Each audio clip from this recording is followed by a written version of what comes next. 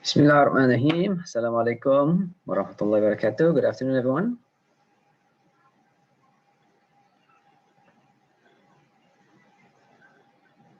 Good afternoon, Prof. How's everyone doing? I see we have a small class today. We might end up having a small class today. Only 9 so far. Let's give everyone a couple minutes to get online, okay?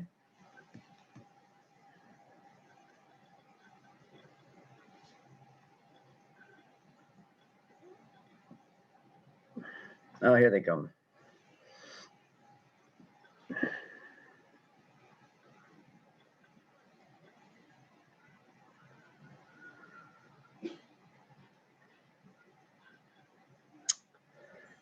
So we've only got an hour. So what I'd like to do is spend most of the time, I think, letting you guys present your group work from yesterday. We have, I think, 11 groups, so we can do it quickly. Each group doesn't have to take too long, but if possible, I'd like to have each of the groups present your new subculture, or maybe it's not a new subculture, maybe it's an existing subculture, but it will allow you to explain to the rest of the group all about your subculture. Okay, I saw your write-ups yesterday and this morning, so they look good. So I'd like to have each of the groups present, okay, if possible, just for a couple minutes each. All right. Can we do that, you think? Mole. Yeah, Mimi says yes. Okay, thank you, Mimi. Yes. I see your head nodding. It's funny, I think the feed is a bit slow, so the camera is coming in before the sound, so it looks kind of funny. Okay, so but before we start, I just want to share a couple of things about your assignment 3. Let me just share my screen here. Where's my Putra Blast? I don't know if you guys noticed, but in Putra Blast, I have uploaded a last week. Actually, I was gonna do this last week, but then the class got canceled.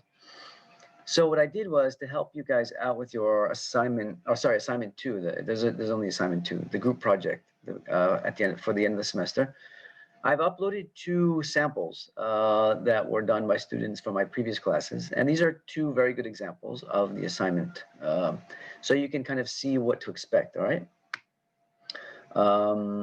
I think showing examples is a good way to help you to understand what the expectation is and what I'm looking for in the assignment.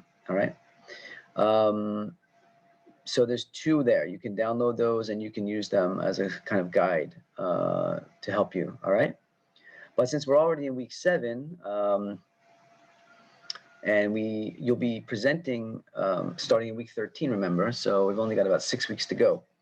So, or well, 7 with the break, about 7 weeks to go. So I think it'll be smart, wise if you can, at least get with your partner, identify your partner for the assignment, and then start thinking about how you want to go about doing it. Okay, you should be getting going on that.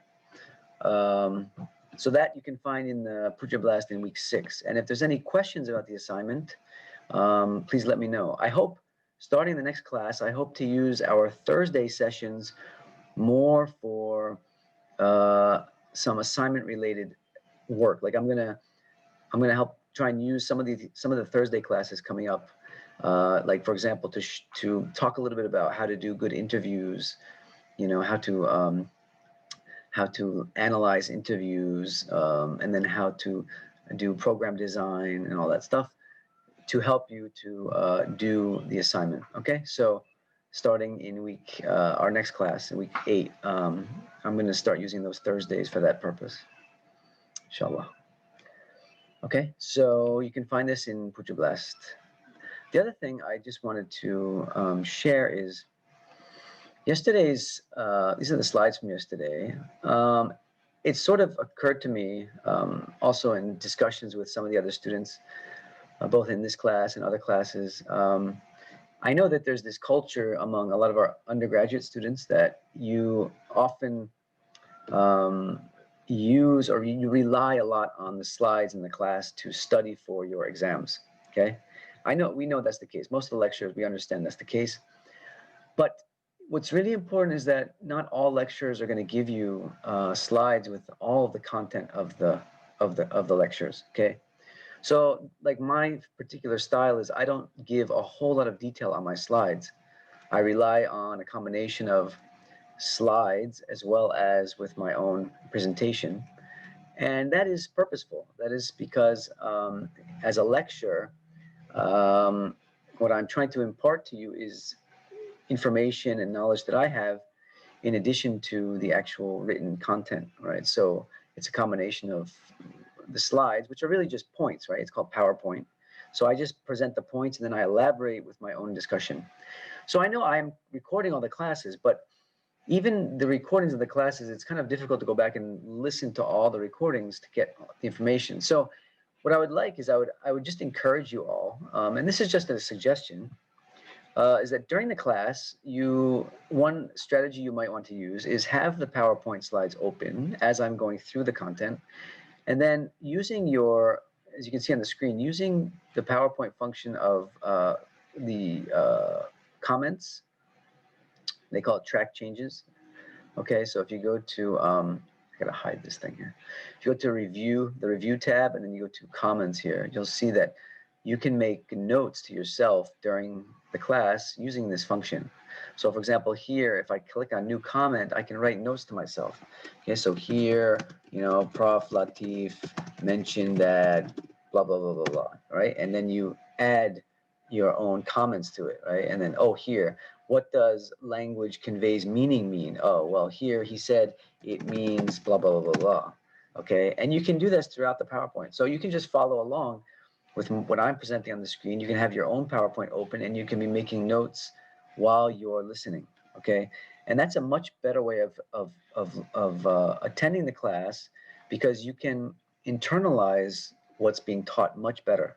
And then later when you go back to study and you look at your slides, you also have your notes with it, right? So you have the additional information there that you took down when you were listening to the lecture, right? So it's going to be a much more effective way of studying also later, right? Rather than having to rely on going back and listening to the lecture again, and that takes a lot of time. And even then, you're going to still have to make notes to yourself, right? So I would really suggest and recommend that you do it during the lecture. This will also give you sort of ideas for asking questions in class, as I noticed you guys don't ask a lot of questions in class, and that's a bit of a concern because that's the only way you can really get clarity on certain things is by asking questions. And I know you don't understand everything I'm saying. I know that's impossible. So you must have questions. So when you're trying to write down what I've said or what I've meant in how I've explained it, you're going to find that, oh, wait a minute, I don't really know what he means. What's he talking about? Then you can stop and you can ask me, hey, Prof, what did you mean when you said this?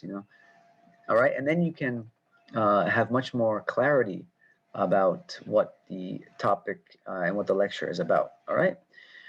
So I think maybe you're already doing this. I don't know. Maybe you've heard this before. Maybe it's nothing new, but it is really an effective way of studying. It's an effective way of studying, effective way of listening and attending lectures, right? It's called active learning. You're not just sitting there passively listening, but you're engaging with the material by also processing it as you're hearing it. Okay, and that helps you to internalize it and to understand it, right? Because again, like exam one, the final exam is not going to be like right from the slides. It's not going to be something you can just go up and look up the answer. You're going to have to think. You're going to have to analyze. You're going to have to process and synthesize and all that stuff. Okay, so this is just my suggestion to all of you on helping you to better understand and retain the class material. Okay, so take it for what it's worth. If you think it can help you, if that's great. If not, don't worry about it. But I just wanted to pass that along. Okay. Any questions or any comments anyone wants to make? No?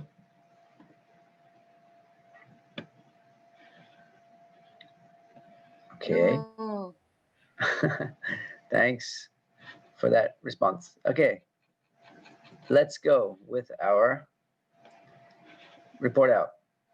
Okay, so I'm just going to go in the order of what's on my screen in the Padlet. Okay, so and we're just going to go that way. So you guys have to decide who's going to present for each group, each of you groups. You're going to have to decide what you want to present. Sorry, who is going to present? Sorry, for each group. Okay. So first we have group 6. So who would like to present for group 6? Okay, just a very brief sharing of your subculture for the rest of the class. Who'd like to go? Who'd like to be the spokesperson for group 6? Basketball subculture. Volunteer. Anyone? Me. Who's me? I'm sorry, I can't see on the screen here. Oh, sorry. Ame. Amir. Okay, Amir. Go ahead. Yeah. You can see the screen, right? You can see it on the screen? Yes. Okay, good. I'll just Okay. wait.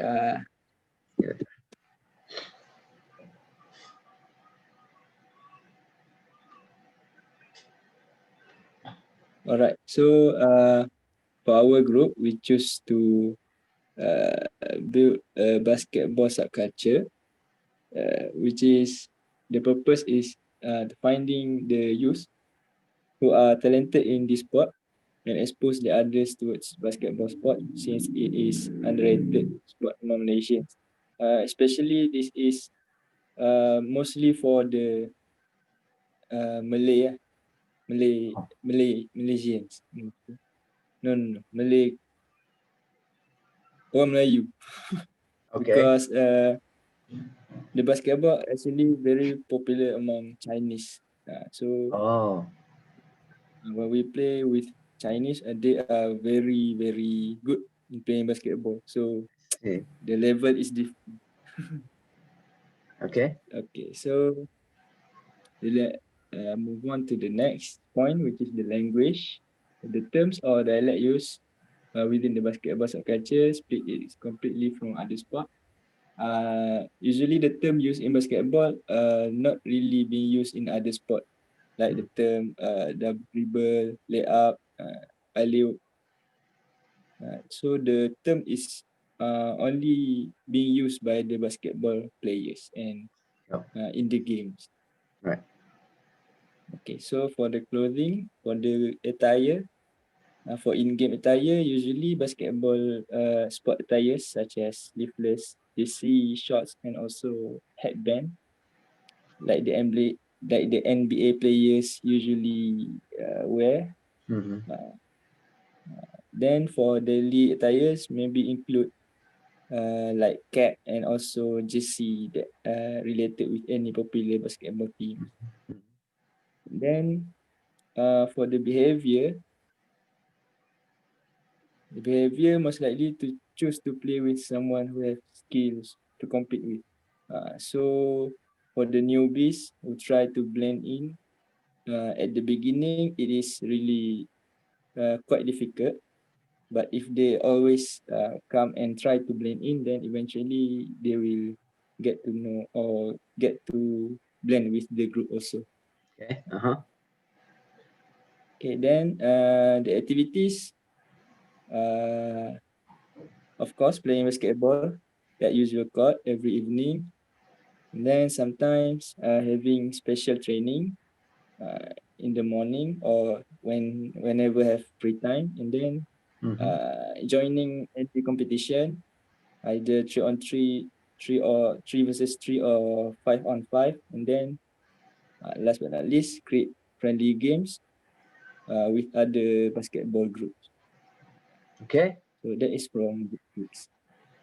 All right. Very good. Thank you very much, Amir, for your presentation and for your group's presentation. So yeah, this is interesting.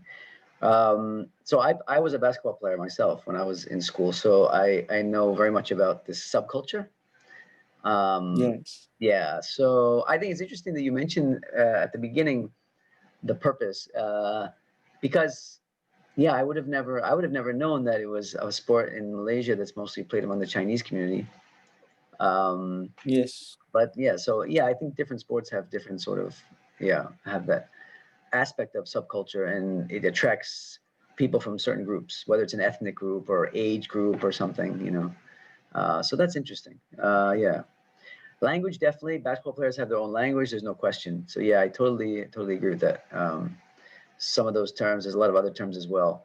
Clothing, yep, they have their own clothing, and I think also a lot of it is shoes. Also, basketball shoes. Like when I was a Yeah, shoes.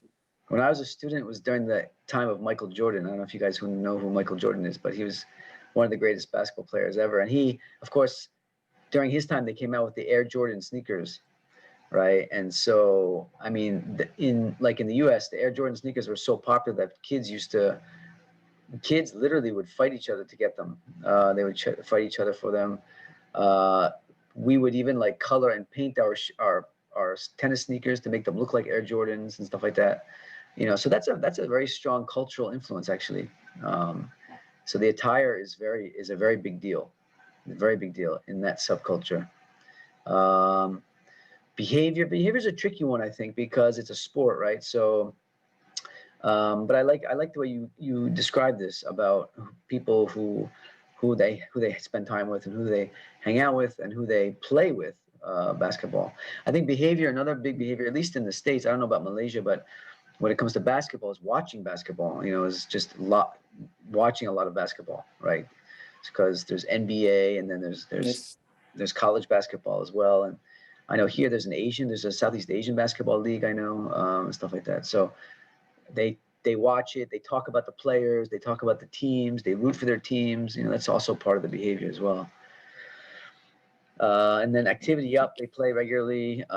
Yep, they go out and they play usually at night. So so yeah, and that's also an important part of creating a subculture, is that they are always interacting around the court, on the court, you know, and that's where a lot of the discussion happens. That's where a lot of the socialization happens and stuff like that. So yep, I would agree with all that. So very good.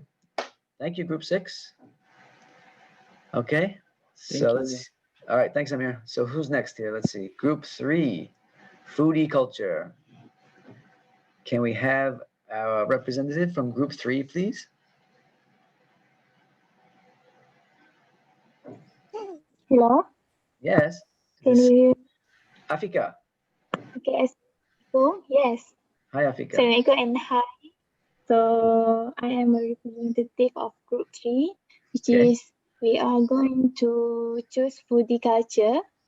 So the first one is what will the subculture be based on? So we are decided to choose food, like the food hunter. And the second, what will be your shared characteristic? The first one is purpose. The purpose is to influence people in today's society to consume variety of food that can be found in the world. So for the language, there are no specific language. For the clothing, wearing outfit that represent the food. For behavior, enjoy eating different type of food and should be a foodie. For number 3, how will membership be determined? Only foodie can join with the ability to review food creativity. Number 4, what is the subculture relation to larger society? Complementary, as it can bring interest in people who are watching it. And the last one is, what are the subculture main activity? Is it doing blogs and reviewing on food? That's all from our group. Thank you. Okay, thank you, Afika. So yeah, that's a good one. Foodie culture. I think in Malaysia, there are definitely foodies in Malaysia. I mean, they're everywhere, but Malaysia is a food culture to begin with. And so, yeah, I mean, I know people who would fit well under this be part of this subculture. You know, they'll travel 2 or 3 hours just to eat at a certain restaurant somewhere, or try a particular food in somewhere in Terengganu or something. You know, that's definitely part of that foodie culture. So let me just zoom to your purpose here. Okay, so the purpose would be to influence people in society consume different varieties of food that can be found throughout the world. So your particular food culture is a sort of international food culture, Afika? Yes. I see. So your subculture would focus on eating foods from all over the world and appreciating foods from different Yep. societies. I see. Okay. Yes. It's interesting you said there's no language, no particular language. Are you sure about that? Is there really no intracultural language, you think? Because the reason I say that, the reason I ask is because well, actually my wife likes to watch all those foodie shows, those, food shows on TV, cooking shows and all that. And they seem to have a certain language, a little, they use certain terms and especially when it comes to like if they're really talking about the food itself, the ingredients and the way they make the food, the way they prepare the food and all that. You don't consider that part of the language?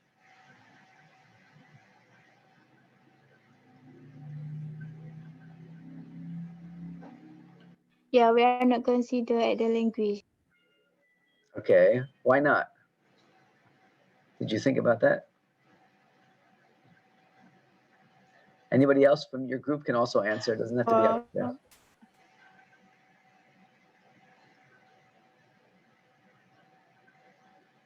Anyone from the foodie group? Or maybe we can. Yeah, I'm not saying you have to have. I'm just wondering why you said there was no language.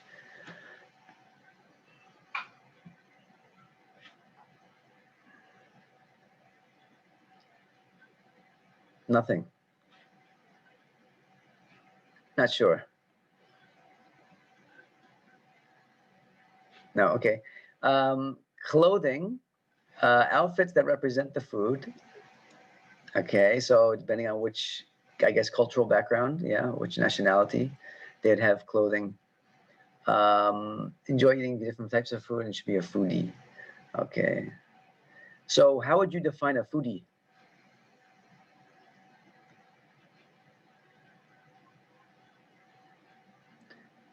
How would you guys define a foodie? What's a foodie? Just someone that loves food? Yes, maybe The one who.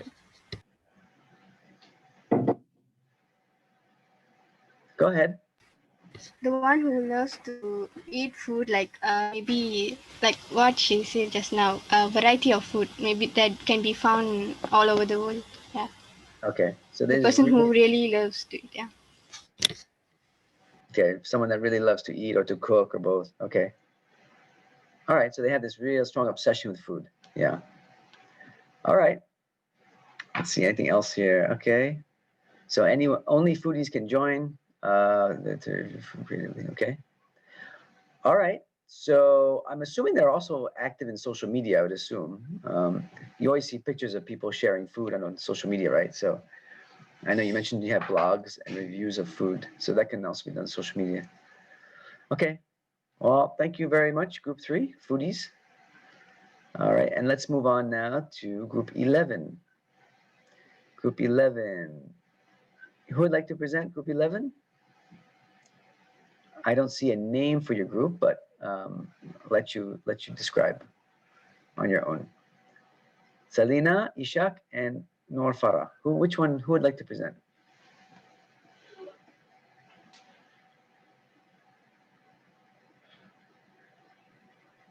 Hello, Prof. Hi, Salina. Can you hear me? I can Okay, hear wait, you. let me. Okay. All Go right, ahead. so our culture, our subculture is actually inspired by one of the program that I watch, one of the interview that I watch on the program at television, but I have forgotten what program was that. Okay. So it's a true story actually. So this couple, boyfriend and girlfriend, they like to suck each other's blood. I know this is very weird, but we just want to share with everyone about Okay. this. So this is similarly as hisap gam, hisap darah semua tu. Wow. But then they use blood instead of toasting. Instead of toasting. Okay, so instead of dada gum toasting. Oh, okay. Okay, so is my voice clear? Yeah, it's clear. Well, why does it say here based on Okay. social? It says based on social culture. Why does it say that? Oh, because we thought that the young there's it's it's the same class with isap dada, isap gam, right? So those are under social culture, we believe, or we might be mistaken. We're not sure. We are sorry. No, don't be sorry. Yeah, What and you then mean. okay. So actually, those two persons, the girlfriend actually accidentally sucked her friend's blood, but then from there she started to get addicted with it. Wow. Okay. After that, the kind boyfriend voluntarily give his blood. So just like do the scratches on the body parts lah, any body parts, just to have a little blood sucking only. So Not these that are like bukan real life isap vampires. banyak-banyak. They're like real Yeah, life vampires. Okay. I watched it on one of the program. I think the program was Riley or Believe It or Not. I don't remember. Oh, okay. Yeah. Okay. So okay, and then for the purpose, it is for self-satisfaction, but in different way. Yeah, definitely different way. So they make scratches to let the blood out. Then they suck it to feel satisfied. Yeah, which is very weird.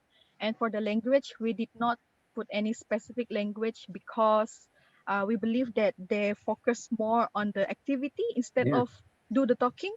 Right. So whoever has more scratches, then she or he is the best one. Is the best Really? in sucking blood. Wow. Yeah. Interesting. Okay. That's why the clothing we put that person must has long nails and wear revealing clothes because easy to see whether she or he has scratches. Oh, so they want to actually show their scratches. Okay. Yeah. And then for the behavior or the activities, definitely they have to keep long nails and then decorate it, design it, whatever they like. And then as well as finding victims. Finding victims here means looking for their partner. For example, like just the real case is now boyfriend and girlfriend. So they suck each other's blood. Wow. So in order for you to, in order for them to bukan sebarang hisap darah orang, they need to find their own partner. Oh my God. Wow, that's really interesting. Because this subculture is very cruel, very weird. Okay. Yeah. But like I said just now, mereka they didn't suck the blood that much, like just a scratch. So they suck it just for a bit only. But then frequently lah. Okay, so how will membership be determined? To join this group, one needs to have long nails, violent face, cruel enough to do those things, and love irregular stuff, weird stuff. Yeah. So so these subcultures, we believe that it is definitely an oppositional subculture. Sure. Because it is not positive subculture for the society. Yeah. So we need to avoid from that actually. And the main activities, blood sucking, hang out until late night, keep long nails and decorate it. So make it easier to scratch, to to let the blood Hmm. out. Yeah. Wow, really So that's interesting. it. Thank you, Selena. That's very interesting. Why did they interview these young people? Did they ask them why they do it? Like, what is their motivation for it? From what I watched from that interview, Uh-huh. it's actually for just she said for satisfaction. Yeah. I still remember she said that. Yeah, right. Then hard for them to really So it's explain. yeah, for just satisfaction. Mm. No, that's very, I mean, clearly there's something there that there's a need that they're obviously not having met in other ways. So it's providing them some kind of, yeah, like you said, satisfaction. It's meeting some kind of need for attention or intimacy or something, but it's just very strange. Yeah. Maybe they just want to be different, and now they're on TV and everybody knows about them, so they've accomplished that. Now that they're, that maybe they have that need for attention or whatever. But so how big a subculture? What did you see? Did they say how big a subculture this is, or is it just a very small group of young people? I think it's just a small group of people because this subculture is very weird, very Yeah, different from others. yeah. So yeah, it's just a smaller group of people. Okay. And I know this subculture is not really good for everyone to hear. Maybe some of my classmates now is like, what is this? What is this? Dracula and all. But I just want to share it to everyone so that everyone knows that this thing happened actually. So Hmm. we need to be extra careful when we go to the outside there, especially when we Yeah, meet strangers. So we really need to be careful. Don't just sure. like, okay, let's go. Yeah. Yeah, it's also kind of peculiar to, I mean, I would like to understand why they do it more, more specifically, but anyway, yeah, thank you for sharing. That's a very interesting example. It's a good example though of a I mean, I don't know if you really call them a deviant subculture, but they're definitely an oppositional subculture in the sense that obviously what they're doing would be considered more of an antisocial kind of behavior, right? It's not really in line with society's norms. So, yeah, this is the reality. You get a lot of these types of subcultures out there, and they do it for different reasons. And it's important for people to try and understand why they're doing it, right? So they can help them to move away from those kind of things. But yeah, those weird kind of things, they do attract young people, certain groups and certain types of young people that have those needs for those kind of things.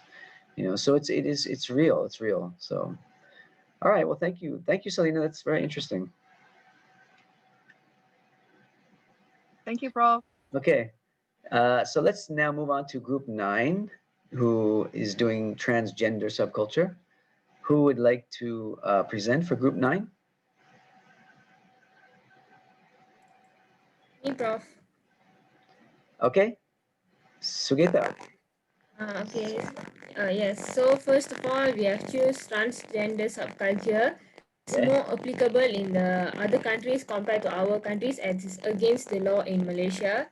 So the first purpose why this transgender subculture is, there is something called as transgender subculture. This is because they want to get freedom for themselves, and they want to be what they are actually. The next one is what they wish is actually for the society to treat them as treat others also. They want them to get freedom, and also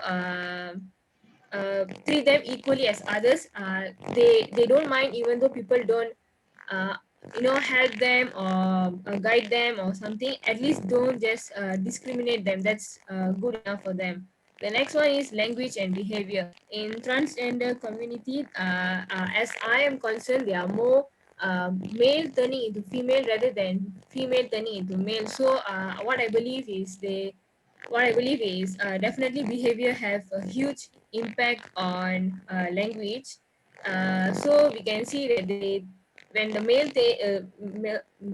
turn into female, they have a more soft gesture. The next one is activities. Activities is actually some say the transgender community or subculture, they are seeking attention from others. And also definitely they are influencing other through social media. Some tend to be not uh, some tend to be not influencing others, they just want to be themselves, but some they really want to influence others and show what their culture is really about. The next one is membership. For membership part, how they are influenced is, first one is definitely they themselves feel that they were born that way and they are not capable of not may not capable, they are not willing to have the gender that God has given to them, so they change it to another one. Another one is due to influence from others also. The fifth one is subculture to larger society. As in Malaysia, it's a religion, so it is definitely not encouraged and it's illegal too. And the next one is obviously influencing others to be like them, and then it creates a bad name or image for society and the country in Malaysia.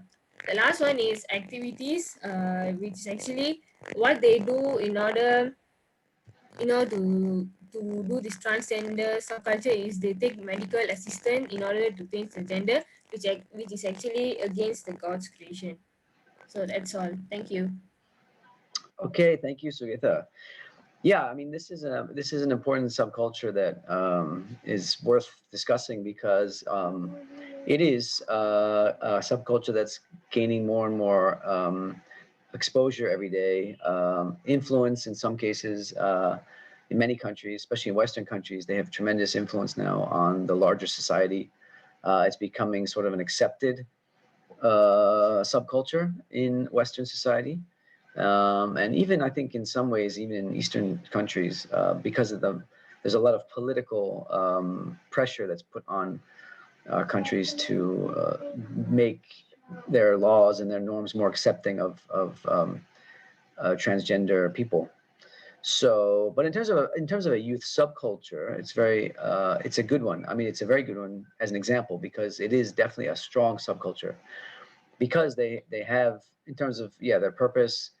And I wrote in the comments there, support and perceived as marginalized and oppressed because they see themselves often as this marginalized and oppressed subculture or community, and therefore they have to have a strong sort of among themselves. They have to be very very strong in supporting one another, right? But they do get a lot of external support. There's a lot of organizations out there that are really pushing their agenda, the kind of agenda, social and political agenda and stuff like that, to make society accept them for who they believe they are. And so one of the things they do in terms of language behavior, like you mentioned here, definitely it's going to affect, they have their own language, maybe not their own language, but they definitely will have there's certain aspects of language, like certain terminologies they'll use, right? And of course, the way that they express themselves, like I think that was very good that you mentioned that. Of course, if your biological sex is male, but you think you're female, right? And this is the debate between biological sex and gender, right? So the sort of normative belief is that these two should be the same, and they are the same, right? If you're a biological male, your gender is male. What they've done is they've changed that whole narrative to make the argument that these two are not the same, that you can be, your biological sex and your gender can be different, that gender is socially constructed. Gender is not specifically determined by your biological sex. And that's the argument that they make, right? And that's where, like religion and traditional society disagrees with their views, because the traditional or the religious view is that no, biological sex and gender are the same. They're one, right? And so this is what they've done. And this is where the language comes in. And of course, the way they express themselves, if you're biologically male, but you express yourself as a female, obviously that, like you said, it affects their language, it affects how they speak and so forth. So based on that, they do have their own language and behaviors without question, right? In fact, we did a study, UPM, we did a study on an NGO that was in the business of serving the transgender community in KL around Chao Kit, the Chao Kit area. And we did we did research on them. We did interviews with them, and we did focus group interviews with them, and they told us a lot about their culture, and all that. And so yeah, you can clearly see that there is this sort of uniformity in certain aspects that they, in terms of their communication and their language and so forth, that are unique to that group. So they have that very strong cultural. It has a very strong cultural element. Activities. So yeah. So I don't know, attention seeking. I think they're, again, then when they see that as they see themselves as an oppressed group, they're trying to advocate for themselves and for their views, right, for their perspective on who they are and why they are the way they are and all that. So they do a lot of advocacy, but I think in some ways they would also argue that they're just trying to make what they do normal or normative, right? Like it should just be accepted as normal. Right, and so that's part of what their activities are, and I think that's probably what you meant in your the activities part. Okay, so membership, yeah, it can be both insider and outsider. So even those that may not be transgender can advocate for them and work for them and all that, so they can be part of that sort of subculture. That's true, absolutely. Yeah, I mean, this is an interesting issue, number 5. Whether it's an oppositional subculture or a complementary subculture, it depends on the society in some ways, because like if you look at like the US now, the US has almost gotten to the point where it's almost, well, at least like half, I would say like about half the country has really accepted this subculture, whereas the other half is not yet really. It's sort of like in between. But of course, Malaysia, I think majority of Malaysians would still find this group to be oppositional as a subculture, even though they are gaining more influence and so forth. And then activities, okay, yeah, they do activity. I mean, they have a lot of their own activities. That's one of the things that we learned actually about when we did this study, is that they do have a lot of activities that they do that sort of support their subculture, right? And try to, a lot of it is based on just supporting one another, because I mean, life is hard, especially in countries like Malaysia. Life is hard for them, without a doubt. I mean, families often reject them, and they can't get jobs, and it's a hard life. So that is true. So they do have a lot of support activities that help them to deal with it and cope with it and so forth. Okay. Yeah, there's a lot of terminologies they use now, and this is part of language. How they reinforce their subculture is through language, and a lot of it has to do with these terminologies. Like, Aslan, you asked a question about their use of these different pronouns, and they're changing all the time, right? So, transgender. I mean, there's so many, and you mentioned about pansexual and all these things. I mean, they're not necessarily the same thing, but they're also related in some ways. But this use of language, they're constantly sort of branding themselves and giving themselves new identities through language and stuff like that. That's also a way of reinforcing the subculture to show that they exist, right? And so that is definitely part of it. Okay. So yeah, so thank you for presenting. It's a topic that we should be discussing, because it is a topic that you see like in the news every day, and it's not something that we should just be hiding. We should be dealing with it. It exists, and we have to deal with it. We have to try to understand it, and then what is the appropriate response to it. But as a subculture, we have to understand how they work. It's very important that we understand how they work and how they work as a culture, as a unique subculture. All right, so let's move on. Can we move to group 4, the movie buff culture? Who would like to present from the movie buff group? I like movies too. Hello, so. Doctor. Hi, Shafika, how are you? Yes. Go ahead. Assalamualaikum and hi. Salam. Did you hear me? Yeah. Loud and clear. I am representative for our group. Our group chose movie buff culture. What will be the subculture based on the movie? For the characteristic, for the purpose, we choose to seek people with the same interest in movie. For the language, using any of the movie dialogue in our daily talk. For example, in the movie Star Wars, we choose "May the Force be with you." For the taxi driver, "You talking to me?" For the Toto, I'm good. I've got a feeling we are not in Kansas anymore. This is the movie The Wizard of Oz. Mhm. For the clothing, is the printable T-shirt with the movie poster on it or anything or design related. For the behavior or activities is to make group and have a celebration. How will membership be determined is for the insider must be movie enthusiast.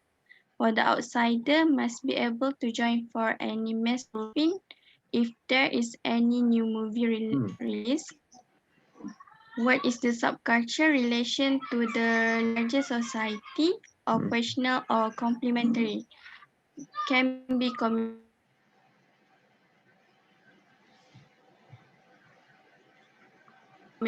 can be complementary because be oppositional because the activities can cause disruption to others. Mhm.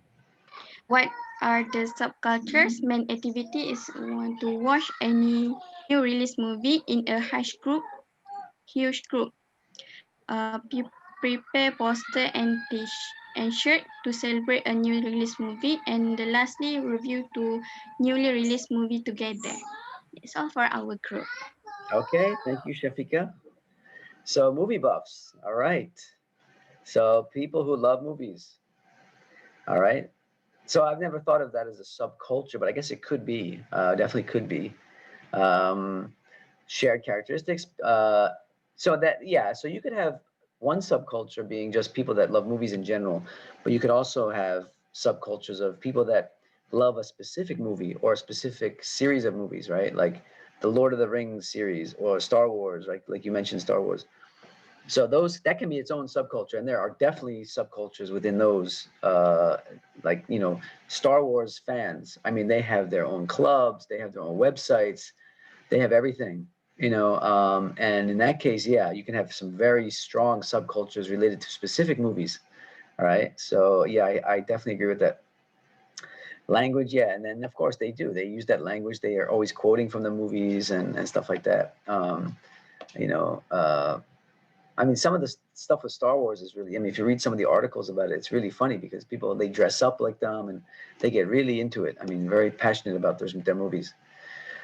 So clothing, it can be, yeah, like t-shirts, any kind of clothes that show off the movie. Others, in some cases, like I mentioned, they even dress up like the characters, and they go for like conventions. Even they have these conventions and stuff like that.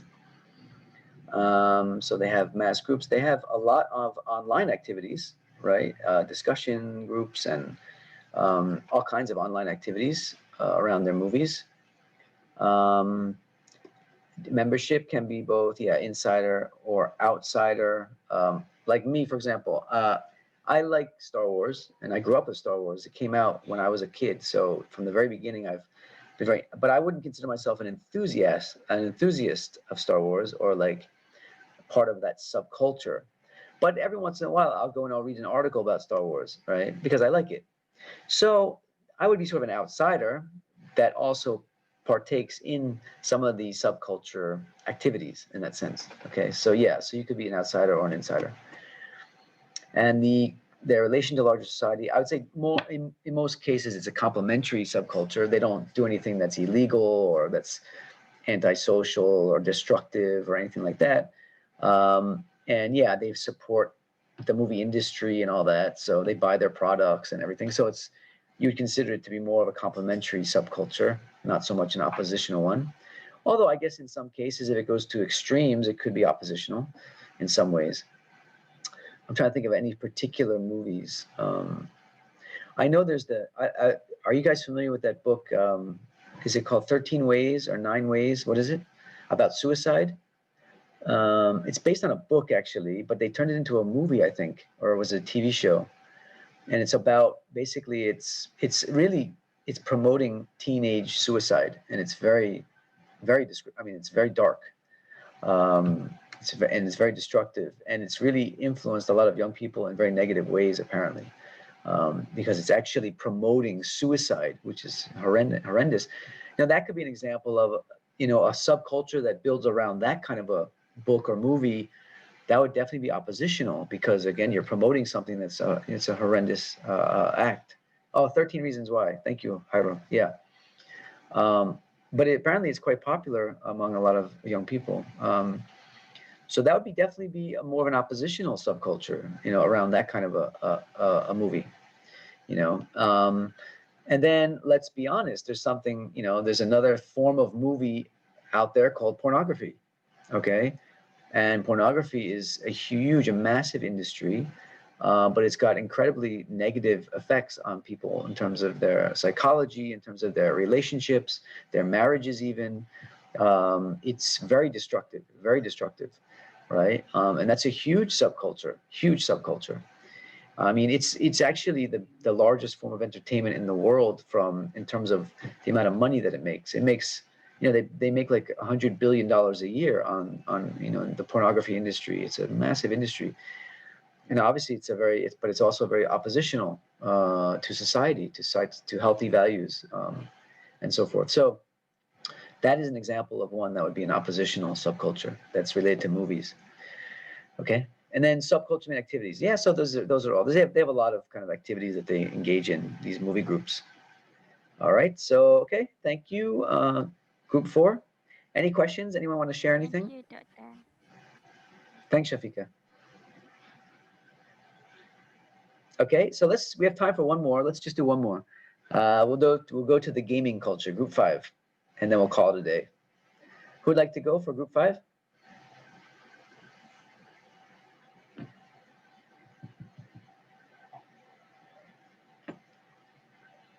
Me. Nina. Okay, Nina. Yeah. So our group choose the esport subculture, and their purpose, like the esports, the person that involved in esports, usually they form a group that have same interest in gaming, such as maybe they play Dota together, or I don't know, other games. But they usually share the same interest in the gaming, that they can socialize together, and usually they will play together during the day that they choose. The language, we think that they don't have specific language, because they usually speak like usual. So the clothing, they also don't really have the specific clothing, but when they join the tournament, they will dress like according to their teams, Okay. uniformly, and also their behavior is always into online or PC games. They are really different from people who play games on mobile, I think. Oh. Because for me, esport is more towards like PC gaming, and online PC gaming. And the membership is, everyone can play the online game, the PC game, as long as they have the access to be able to play the game. And sometimes they join like a specific gaming group, like maybe in Facebook they have a group that is for gamers, something like that. Right. The relation to larger society, I think it is complementary, because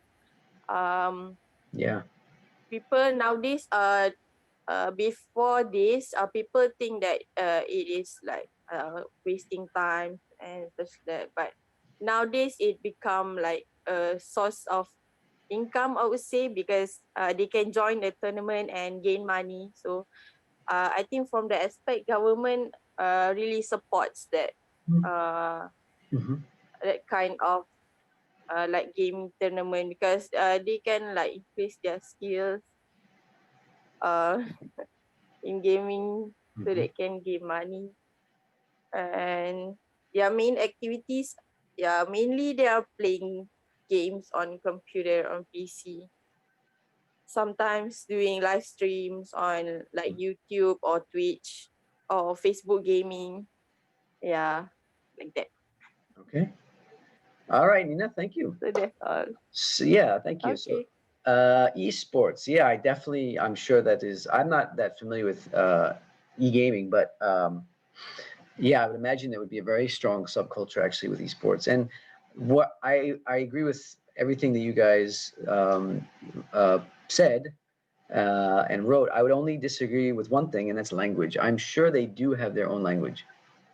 Here, it doesn't mean language. We're not talking about like bahasa, BM, BI, not that kind of language. We're talking about, do they use certain terminologies that are only related to esports? In other words, like, do they have their own, they refer to certain things within their activities that are unique only to esports. Do you know what I mean? So that's what we mean by language. They have their own technical terms that they use that other outside people may not understand what they're talking about, right? Because it's only related to esports, right? So it's that kind of idea, and they create their own sort of lingo or language through their engagement in the activity and their interaction with each other, right? So that's kind of what it means by language.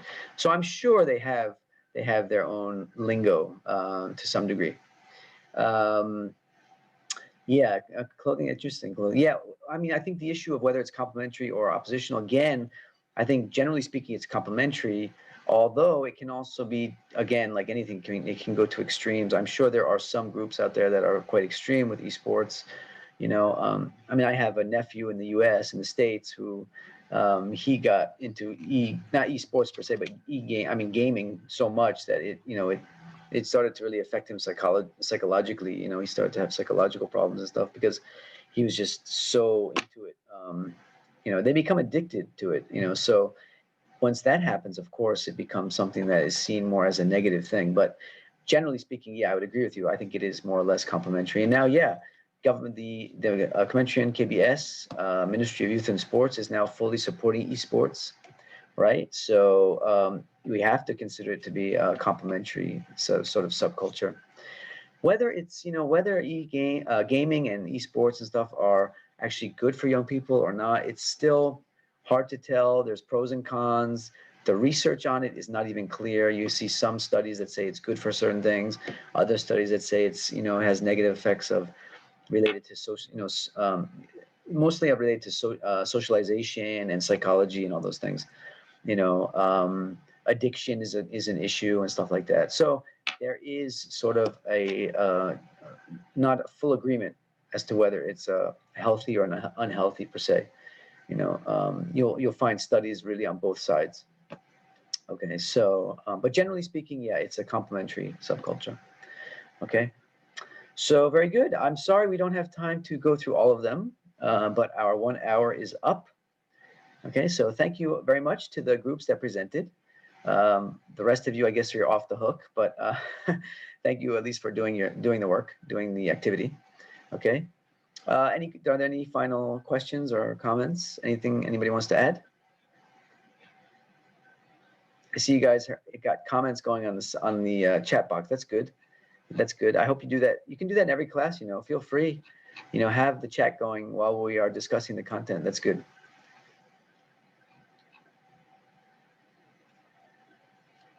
Nothing else? Well, if there's nothing else, then I'll just wish you all have a good break.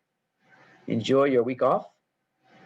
And we will be back again in 2 weeks, inshallah.